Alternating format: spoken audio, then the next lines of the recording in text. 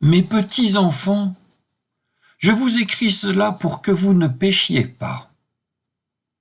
Mais si quelqu'un vient à pécher, nous avons un défenseur devant le Père, Jésus-Christ, qui est juste. Car il est, lui, victime d'expiation pour nos péchés, et pas seulement pour les nôtres, mais encore pour ceux du monde entier. Et à ceci, nous savons que nous le connaissons si nous gardons ses commandements. Celui qui dit « je le connais » mais ne garde pas ses commandements est un menteur, et la vérité n'est pas en lui. Mais celui qui garde sa parole, en lui, vraiment, l'amour de Dieu est accompli. À cela, nous reconnaissons que nous sommes en lui. Le Dieu d'Abraham, d'Isaac et de Jacob, le Dieu de nos pères, a glorifié son Fils Jésus, que vous aviez livré et que vous avez renié en présence de Pilate, décidé quant à lui à le relâcher. Vous avez renié le saint et le juste, et vous avez réclamé pour vous la grâce d'un meurtrier.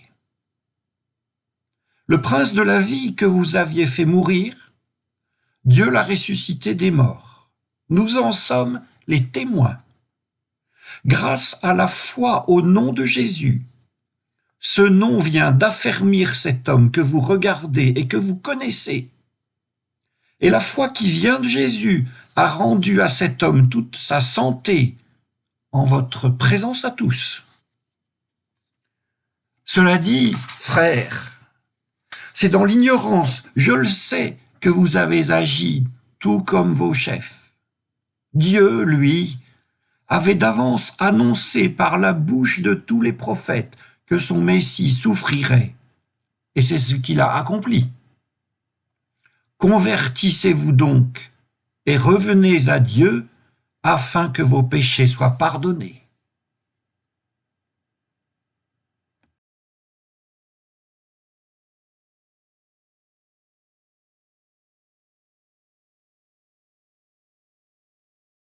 Les disciples, enfin les deux qui étaient partis vers Emmaüs et qui, ayant vu Jésus, sont revenus à toutes jambes vers ceux qui étaient à Jérusalem, eux donc, ces deux-là, racontèrent ce qui s'était passé sur la route et comment ils avaient reconnu Jésus à la fraction du pain.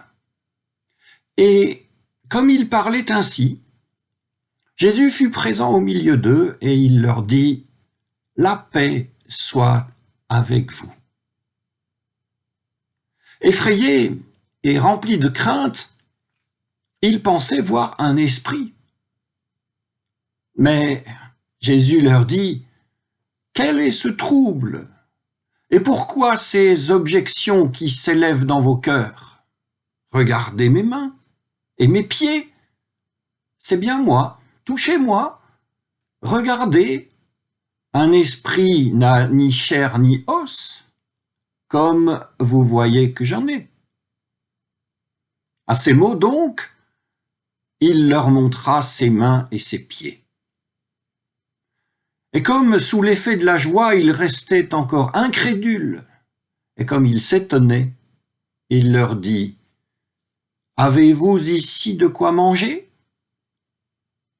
Ils lui offrirent un morceau de poisson grillé, il le prit, et il le mangea sous leurs yeux. Puis il leur dit « Voici les paroles que je vous ai adressées quand j'étais encore avec vous. Il faut que s'accomplisse tout ce qui a été écrit de moi dans la loi de Moïse, les prophètes et les psaumes. » Alors, il leur ouvrit l'intelligence pour comprendre les Écritures, et il leur dit, c'est comme il a été écrit, « Le Christ souffrira et ressuscitera des morts le 3e jour, et on proclamera en son nom la conversion en vue du pardon des péchés à toutes les nations, à commencer par Jérusalem. C'est vous qui en êtes les témoins.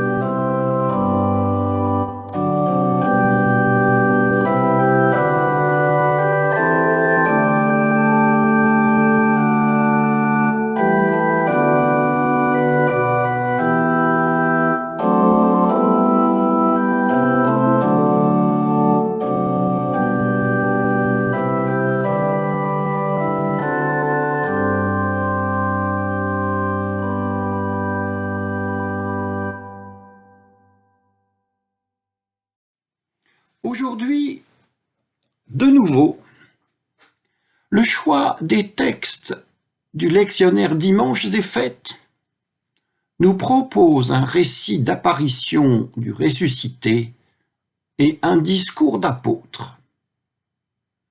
Le discours, c'est une partie du discours tenu par Pierre au temple de Jérusalem après Pentecôte et après la guérison accomplie par Pierre sur le chemin du temple. L'apparition, c'est celle qui advient dans l'évangile de Luc, juste après que 2 disciples soient revenus d'Emmaüs à Jérusalem pour annoncer aux 11 leur rencontre avec le ressuscité. Au sujet d'ailleurs de cette apparition, lorsque les 2 disciples retrouvent les 11, avant même qu'ils fassent leur propre récit, on leur dit « C'est vrai, le Seigneur est ressuscité et il s'est montré à Pierre. » Voilà donc le lectionnaire, et la question que nous posons, c'est pourquoi ces choix de texte? Le ressuscité, depuis quelques semaines, ne cesse d'apparaître aux 11, et l'on parvient même à distinguer qu'il apparaît préférentiellement à Pierre. Quant au discours de Pierre, qui dans les Actes des Apôtres trouvent leur place après la Pentecôte, ils sont ramenés dans nos choix de textes, dans les textes que l'on nous propose, ils sont ramenés dans le temps des apparitions du ressuscité. Le tout pour marquer que dès l'origine, c'est-à-dire dès la résurrection, le Seigneur ressuscité voulait que son Église soit apostolique et que Pierre joue le rôle prééminent dans cette Église. Et l'insistance sur le nom de Pierre prend quasiment l'allure d'un commandement, avec le petit fragment de la première épître de Jean qui précise d'une manière impérieuse ce que nous devons faire de ce commandement, Pierre le premier, observer, garder et mettre en pratique la primauté de Pierre, sous peine, et j'exagère à peine, d'être déclaré menteur. Chers frères, chères sœurs, tout choix de texte est porteur de son intention propre. Et s'agissant des évangiles et des actes des apôtres, la primauté de Pierre apparaît clairement. Mais est-ce pour proclamer la primauté de Pierre sans aucune forme de discussion que tout cela arrive? Ou est-ce encore pour la constater et pour la mettre en perspective? Est-ce encore pour en montrer les failles et aider les générations à répondre à la question de la succession de Pierre? Nous affirmons en protestantisme que nous sommes tous successeurs de Pierre et tous témoins privilégiés et particuliers du ressuscité. Et nous allons maintenant méditer sur les modalités de ce témoignage. Nous commençons par revenir au temple de Jérusalem, là où Pierre tient le discours dont nous avons lu un fragment.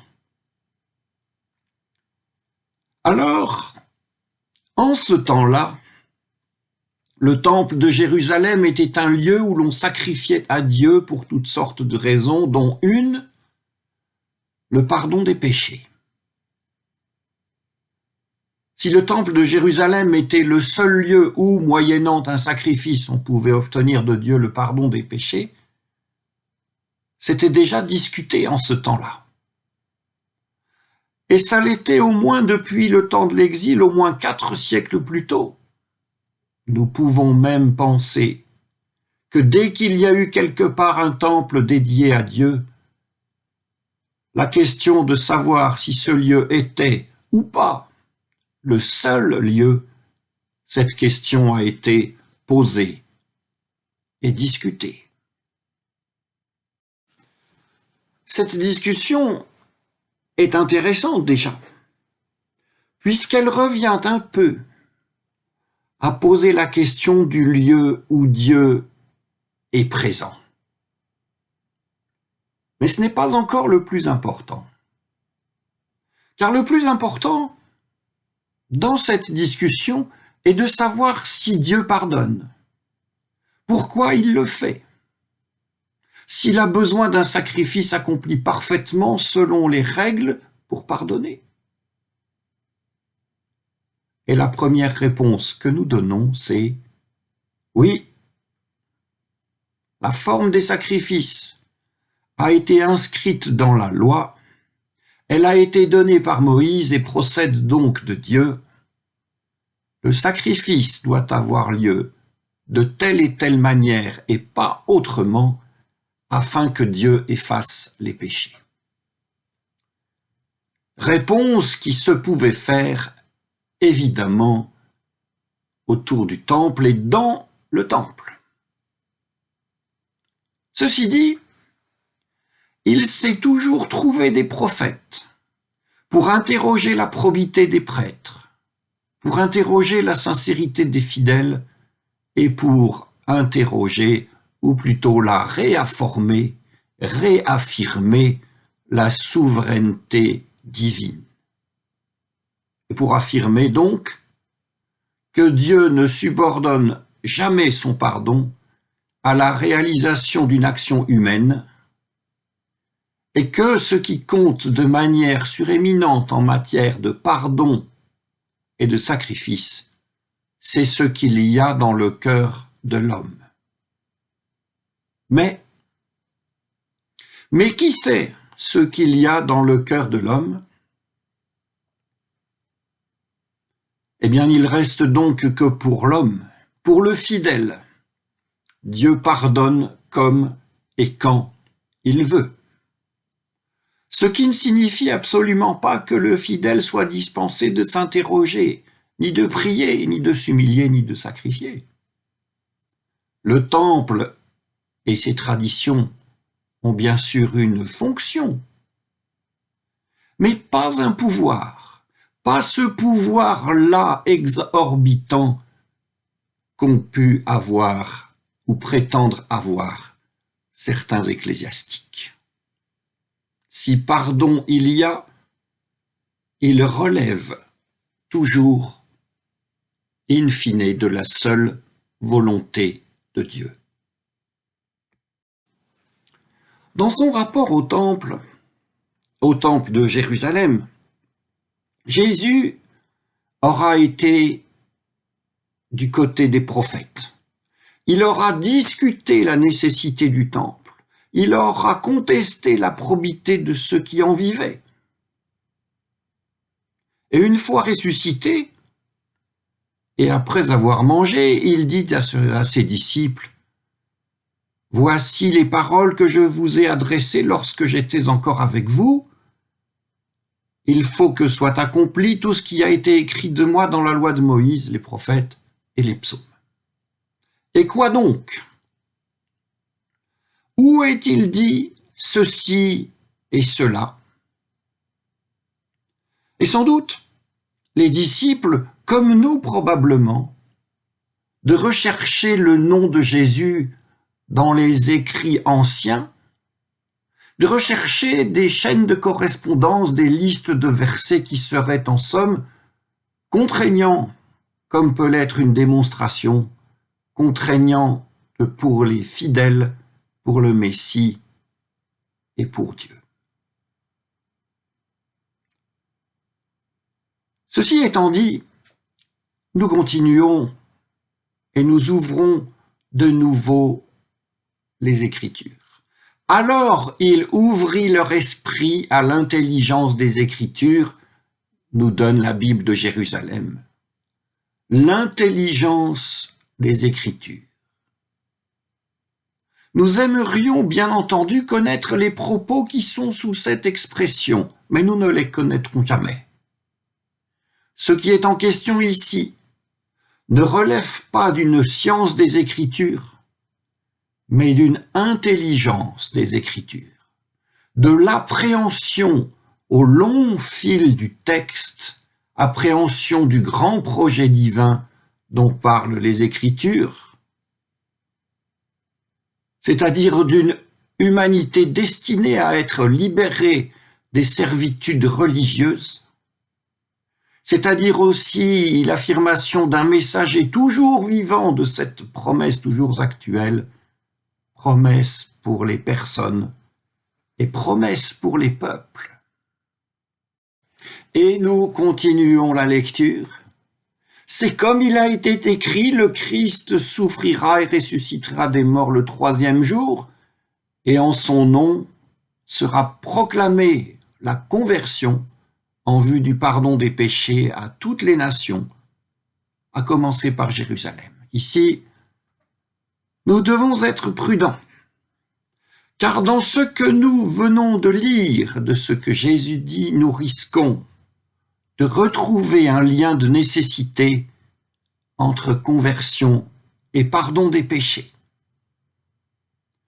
Et s'il en était ainsi, Jésus, envoyant en mission ses disciples, n'aurait rien d'autre à dire que ce qui est dit déjà dans l'arithmétique du temple. Eh bien, non. Non et 3 fois non, la conversion dont parle Jésus, conversion qui vient avec l'intelligence des Écritures, ne peut pas être une conversion à l'arithmétique du temple.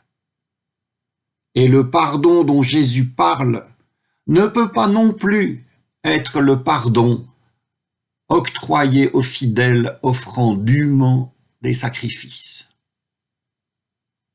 L'objet de la conversion n'est pas un pardon personnel, mais un pardon personnel et universel. Un pardon qui ne peut pas être expliqué sans contradiction ruineuse. Un pardon dont il est possible de témoigner pour autant qu'on vive librement, un pardon qui ne peut être que proclamé et jamais démontré. Avec toutes ces remarques, nous revenons à Pierre, Actes des Apôtres, chapitre 3, à Pierre qui parle aux fidèles du temple de Jérusalem. Pierre y accumule les titres divins et les titres du Christ. Il parle même de la puissance du nom, comme on le fait encore en judaïsme aujourd'hui pour éviter de prononcer à tort le nom de Dieu. Il explique à ces gens que c'est par ignorance qu'ils ont rejeté Jésus, et il les appelle à la conversion et à revenir à Dieu afin que leurs péchés soient effacés. Eh bien, après tout ce que nous avons dit sur les effets, les causes et surtout sur le bon vouloir de Dieu, nous nous retrouvons avec le discours de Pierre comme au point de départ. Et en consultant quelques traducteurs, nous trouvons même que la conversion et le retour à Dieu sont nécessaires pour que Dieu puisse pardonner. Le discours de Pierre aux fidèles du temple, même s'il supprime les sacrifices nécessaires pour apporter le pardon divin, maintient en l'état l'arithmétique du temple. Dans une figure de style, un bon raccourci, nous disons « Pierre, c'est le temple, moins les sacrifices ». Mais où est alors l'Évangile? Où sont la liberté de Dieu et la liberté de l'homme, qui sont si proches de l'Évangile qu'elles en sont même presque confondues? Ce qui arrive à Pierre, est-ce propre à Pierre?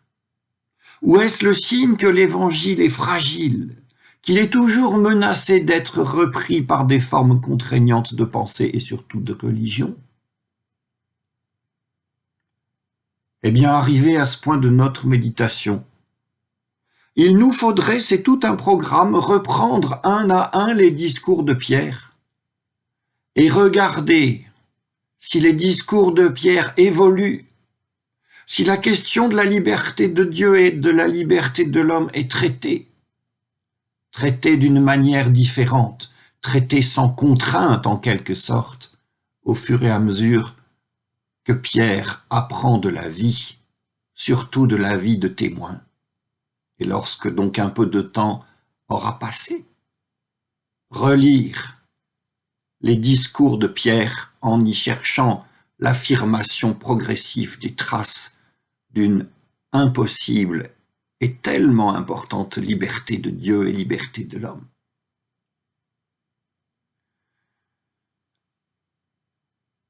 En plus de cet examen, il y a une chose aussi que nous pouvons faire, mais nous ne la ferons pas maintenant, je vous la suggère seulement, c'est réfléchir à cette liberté. Notre liberté vis-à-vis de Dieu et ce qu'on dit de lui, et sa liberté, c'est-à-dire sa souveraineté dans sa relation avec nous et dans notre relation avec lui. Sur la question et l'examen de cette liberté, je m'arrête. Puissions-nous être les libres adorateurs d'un Dieu libre et souverain. Amen.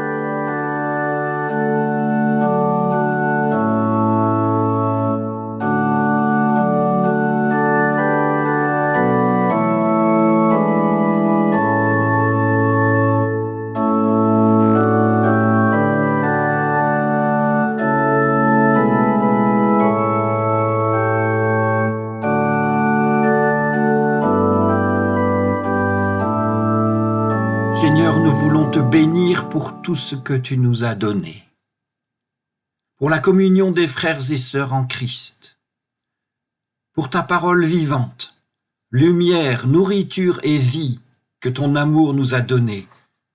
Nous te bénissons.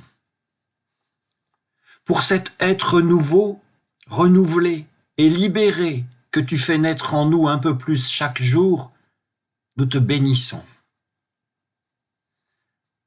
Et nous voulons aussi penser devant toi à tous ceux que l'amour du Christ a confiés à notre amour.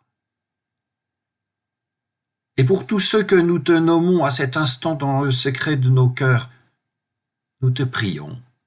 Seigneur, sois avec eux. Aide-nous à n'en oublier aucun. Aide-nous à nous tenir proches de ceux qui souffrent, des solitaires, de ceux qui ont le cœur lourd, et donne-nous un cœur de chair et des mains qui se tendent vers eux. Nous t'en prions. Et nous t'en prions avec Jésus-Christ, en te disant avec lui, notre Père qui es aux cieux, que ton nom soit sanctifié, que ton règne vienne, que ta volonté soit faite sur la terre comme au ciel. Donne-nous aujourd'hui notre pain de ce jour. Pardonne-nous nos offenses, comme nous pardonnons aussi à ceux qui nous ont offensés. Et ne nous laisse pas entrer en tentation, mais délivre-nous du mal. Car c'est à toi qu'appartiennent le règne, la puissance et la gloire, pour les siècles des siècles. Amen.